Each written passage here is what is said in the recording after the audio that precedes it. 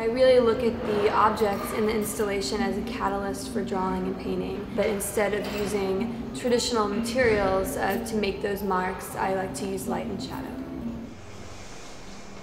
It's inspired by the kind of patterns that waves make when they break on the shore, that kind of lacy thing that happens. It happens for a moment and then it's gone. A lot of my work is influenced by that pattern. This is the first time I've translated it into a material like this, a trash material, and that was one of the exciting parts about this project for me. So it's really about, it's the visual part of it. Its formal qualities are based on this sort of visual experience you have when a wave breaks. Conceptually, it's very interesting to take a material that is so controversial, so ugly in terms of its environmental impact, and make something beautiful out of it, to really transform it. It's also interesting to take a material that's based on convenience and make a work that encourages pause and encourages sort of a thoughtful, reflective moment. The tension between that's very, very interesting. But it's kind of about having an experience and encouraging an experience with the piece, which is kind of the overarching goal of all of my work.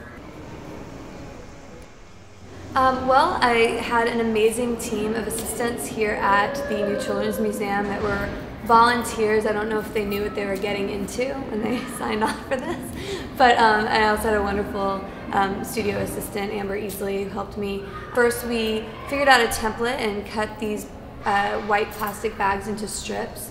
Then I hand knotted all of them into these crazy loops. I laid them out on a table and using parchment paper and a heat source, I laminated them together to form these giant nets of the material. And then the piece was executed and composed on site. It's a site-specific piece, and so decisions were made in the making, in the actual installation. I really didn't know exactly what it was going to look like until it was up, which is the exciting part of, I think, working in installation.